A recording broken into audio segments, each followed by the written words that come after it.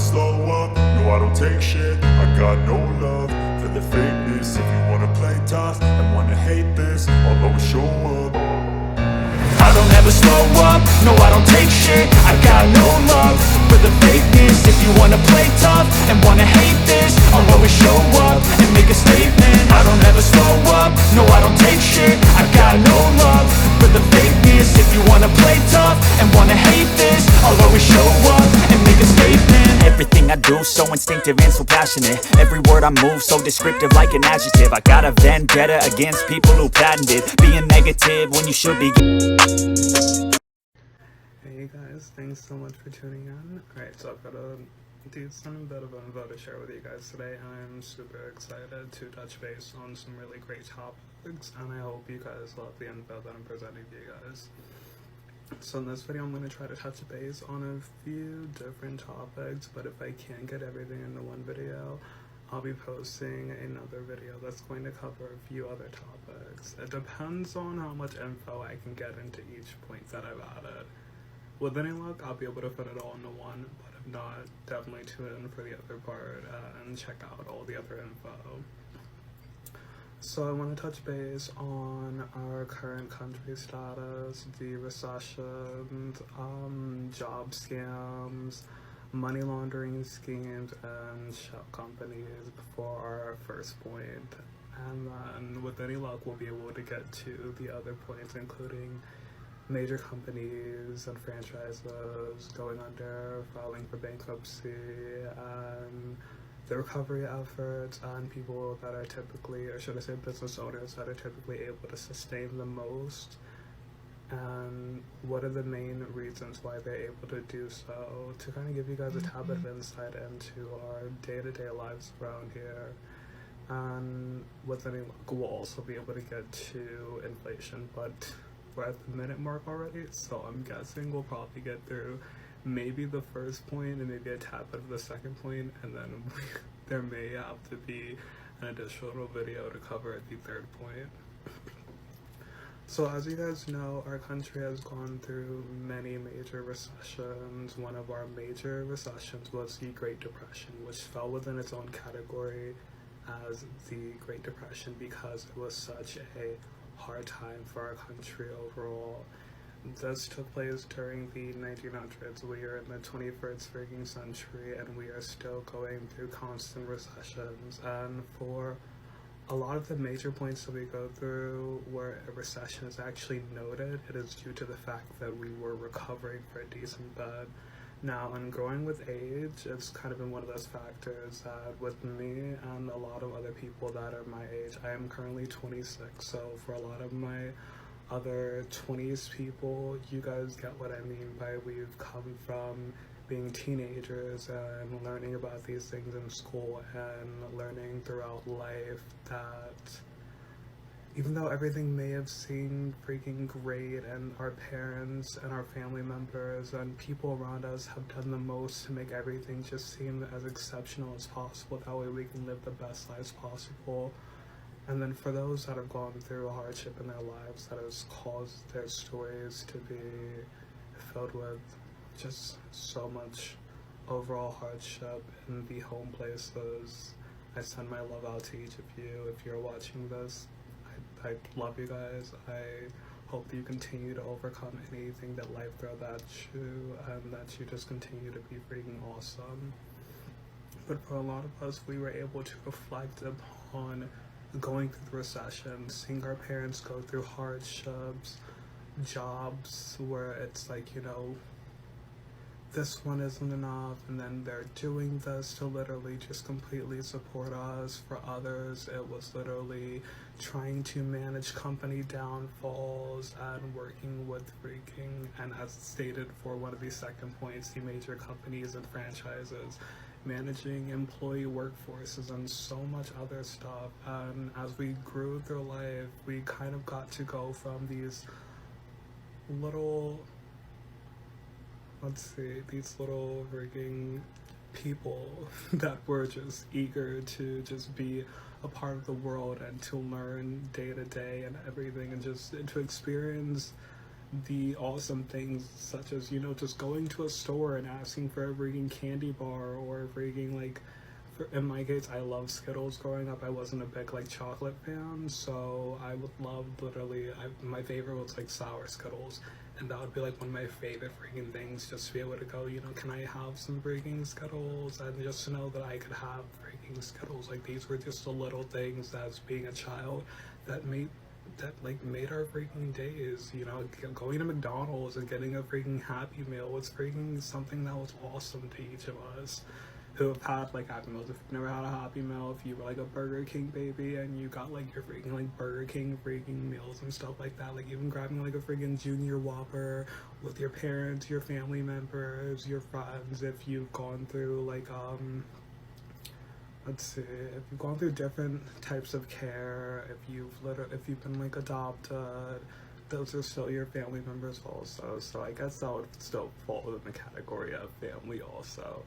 I was gonna say, for that basis, I would say, you know, even if you feel as though, and this one, honestly, something that can be touched base upon. If you grew up in an adopted household and you felt as though, you know, it wasn't like the best for you and you really didn't have that connection with them, I don't want to throw you into the category of having to look to others as, you know, that family, you know, support system if they weren't that support system for you. I don't want you to feel as though you have to like watch this, hear that aspect, and feel as though you have to conform. You have your own lives and your own aspects that you've gone through, and fitting into a category of the norm, if you weren't in situations that fell into the norm, doesn't have to be that basis to kind of create that mindset where you have to conform towards that an overall generalized thought overall. But these were the moments that set the basis for going through life and learning to be more mindful, to gain knowledge and an understanding of the world around us overall. And in turn, it's been interesting. So, as I stated, I am 26. I was born in 1999. Let's see, 2 years after I was born, the 9/11 attacks happened. With being such a young child, I was literally, I would say, let's see, 2001, I was 1 year old, and then I turned 2 by the end of the year. So a month after the 9/11 attacks, I had turned 2, heading into the new year. I didn't really know, like, you know, what was going on during the time or how much that impacted our society. I was a kind of baby, and then as growing through my childhood, it was, you know, growing up in a country that's like recovering, setting all of these standards for breaking flight travel. Anti-terrorism became a major thing, and it has been for a long time, and it became one of those prevalent factors that was spoken about a lot in day-to-day aspects. From, let's see, I would say I became mindful of it maybe during like my preteen years-ish, as it became something that wasn't just, you know, spoken of as a remembrance day in school. It became something that was explained more, that people began to talk about day to day as the country began to recover from, you know, all of the major aspects going on around the world. And one of the major factors that added to that was the wars in the Middle East. And I remember watching things such as like Bring It On, where there was like that cheerleader dude who was like, you know, peace to the Middle East, and it was like that freaking super like quirky freaking like, you know, funny thing. When you're like young, you're like, you know, what does he mean, like, you know, peace to the Middle East? But the way he said it was like interesting and it seemed fun. But I would hope that if there's anything going on, there is peace in that area. It was our ideal mindset as a child, and as we grew older to understand what was going on, we kind of grew more mindful during the time frames when a lax basis was able to be set, where there was more acceptance and it was, you know, less chaotic. But these were the times where we were recovering from the recessions that we didn't even notice while growing up. One of the major recession points that was noted was around the time that Barack Obama was elected president in 2008, and I believe it was the 2007 or 2008 house marketing crash. And that was, I believe it was 2007 actually. I believe it started before he was actually elected into office, and while he was elected into office, it was something that was talked about a lot during his first term. A lot of people within society itself actually blamed Obama for, you know, a lot of the stuff while the country was recovering. And then during the second term, again, with being a kid growing up during this and then listening to other people talk about it, it kind of gave you that insight to be more mindful. So it's like, you know, you're growing to learn to understand what's going on in the world around you, and to learn what aspects affected those and what aspects really didn't. And alright, you guys, we're getting towards the end of part 1, so I'm gonna cover part 2 and hopefully get to the second bullet point, but if not, I'll do like separate videos for each. Alright, you guys, let's go with part 2. Alright, so as stated, we were covering the Barack Obama administration and the Great Depression of, and I actually had to pull up some facts on it because I was like, I just want to make sure I'm covering the right time frames, because I was like, 2007 is like the year that I remember the entire like major market freaking thing starting to take place. So I was like, I was pretty sure that's when the Great Depression, or should I say the recession of the time, started. And it was 2007, and it was noted as the Great Recession. So we had the Great Depression, and one second, let's see if I can pull that up also. The Great Recession hit in 2007 through 2009, and the Great Depression hit 1929.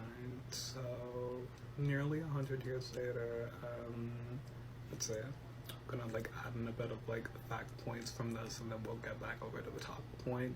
The Great Depression, let's say, was a severe worldwide economic downturn that began in 1929 with the U.S. stock market crash and lasted until 1939, which was literally one of the major points that created that aspect of it being such a Great Depression point. It took a really hard major toll on the economy for 10 years, and then after the World War, and then while the country was still working to recover from that, the presidents were working on relief plans.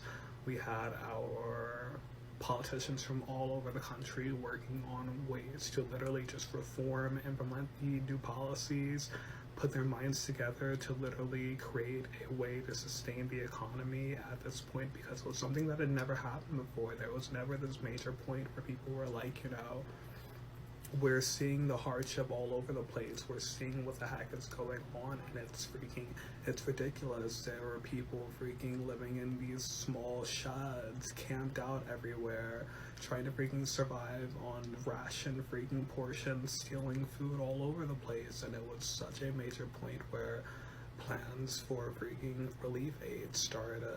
As you guys know, we live in the current day and age where instead of calling it food stamps, it's now called SNAP aid, because at the time, during the freaking 1900s, food stamps were the thing that literally helped to freaking supplement the income for purchasing food and food goods. And it was an essential freaking aspect for the economy recovering at the time.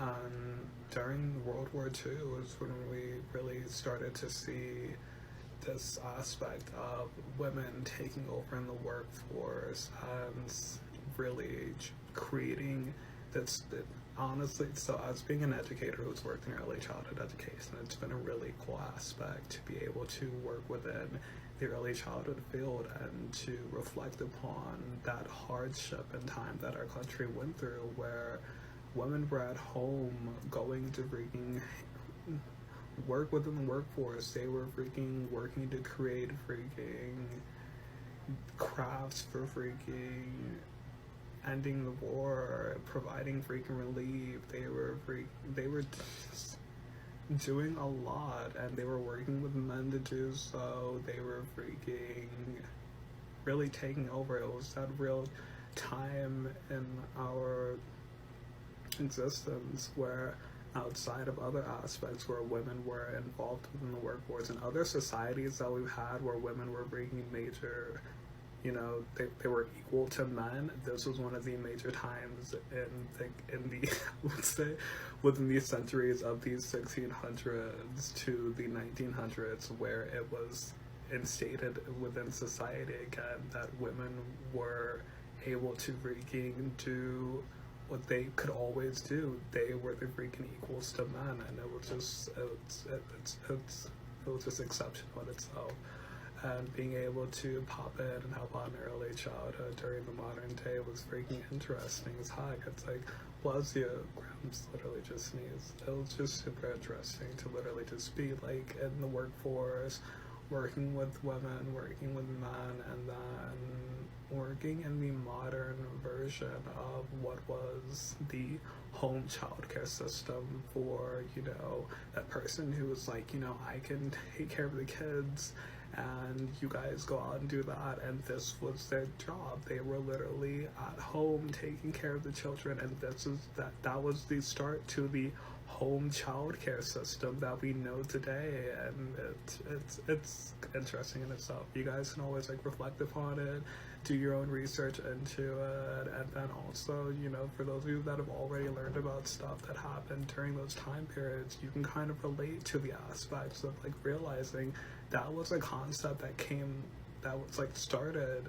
for relief during the war times, and it's become a norm within our society where it's like, you know, what do we do? You know, mom's going to work, dad's going to work, what about the kids? And then it's like the utilization of the early childhood educational field where it's like you're not just dropping off your kids at a daycare to freaking just, you know, hang out and have like, you know, someone there to freaking take care of them, like, you know, the babysitter flow when we're like babysitting freaking family members, friends, children, and stuff like that, which means like, you know, when you're like teenagers also, you know, when you're just babysitting to literally, you know, do the freaking early working freaking base type of flow, and you really just think about it as, you know, oh, it's a babysitting thing. It's like a freaking job when you're like, you know, younger and stuff like that, and it's something that we do when we're like, you know, helping out, and it's something that's still something that, you know, it's typically supplemented with funds also. So typically, like, it's still kind of like, you know, a little like job factor also. But most people, I believe, unless it's like something that they focus upon as, you know, the career-wise set, as, you know, babysitters that actually professionally babysit and nannying, it's kind of one of those things where you're like literally just helping out. But there are actual jobs and careers for that aspect also, and a lot of these things came from the times of hardship, so it's just really cool to see aspects such as that. But back to the Great Recession point. So as stated, during the Obama administration, the Great Recession hit. So the major reforms in which were spoken of during the running period for Barack Obama, as he proposed, would be towards health care and economic relief throughout the nation and supporting equality. And a lot of us, as shocking as it is, don't get to reflect upon how much society has evolved. I feel as though I've talked to a lot of people, and for a decent bit, a lot of people were like still within the mindset of not seeing the progress being made while being in interrated areas.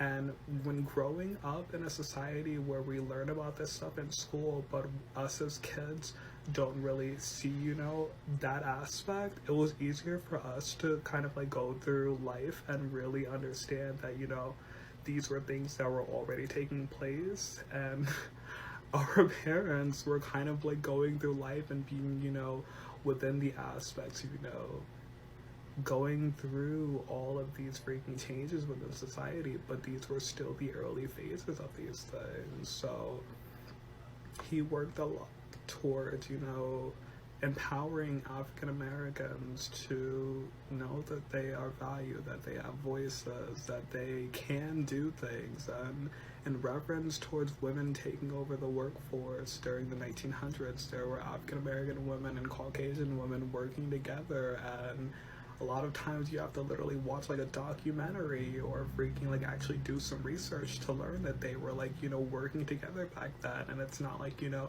they started working together after segregation ended, or should we say like during the freaking beginning of the 21st century. They've been working together for freaking centuries, or should we say for freaking like 100 freaking years. It's been interesting in itself. They've worked together all throughout the nation since the beginning of the nation.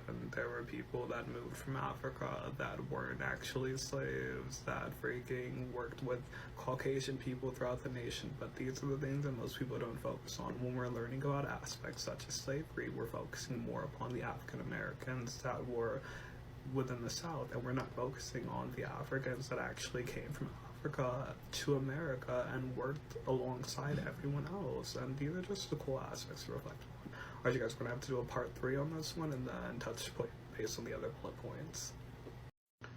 Alright, you guys, we are at part 3 and we planned for 2. Originally the plan was to be able to cover everything in one, but these are a bit extensive.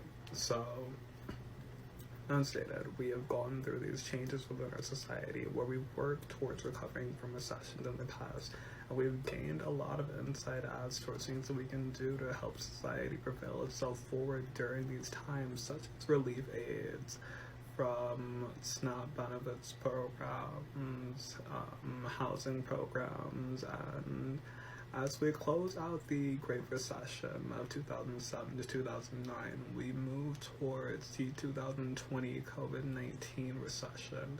And this one is noted as the 2020 COVID-19 pandemic recession. Now this one was one of the major points where we all were like hands-on for this one. For the other recessions, it was more so as everybody being hands-on to maintain the economy and recover as a whole. For the 2020 pandemic recession, this was more so as everybody being hands-on and trying to supply aid to each other, as we were all able to see as the Great Depression, the effects that it had on the economy and the people in our day-to-day lives. So relief aid plans were set in place. Now this one, I'm going to reflect upon a notion from 2 years prior. Now, as you guys remember, there was a lot of turmoil during Trump's first term, and it was in connection to these major government shutdowns that me personally, and for a lot of people in my generation, we have never gone through anything like that. I'd have to do a tad bit of research and see if like anything like that ever happened like prior or during our freaking lifetime that I just didn't notice because I was so young and didn't follow that within the media. But those were some of my first major moments that I'd ever noticed that was actually possible. And during the time I was back home in New York, and I literally just left California, and within like a few months the first government shutdown that I had ever freaking seen had taken place, and I was so worried. I was like, what the heck is going on? Like, is the government gonna be freaking is it gonna start back up? Because when I initially saw the story, I didn't know what the heck was going on. All I had seen was that there was a government shutdown. So I was like, what the heck? What, the government is shut down? I didn't know that it was due to, you know, that lock in the decisions for the planning, for the funding budgets for infrastructure. And after I noted that portion, I was like, oh, okay, so this is one of those things where a decision just has to be made. And our first thoughts are, you know, hurry up and make a freaking decision. Like, don't freaking keep us at a standstill point. It's causing so much freaking drama. But in reality, it was one of those things that I reflected upon. I was like, oh my gosh, this is one of those major things that can, number one, happen, and also that can be freaking handled with delicate care, and the decisions that have been made for this are obviously major enough for people to literally be deadlocked into the decisions.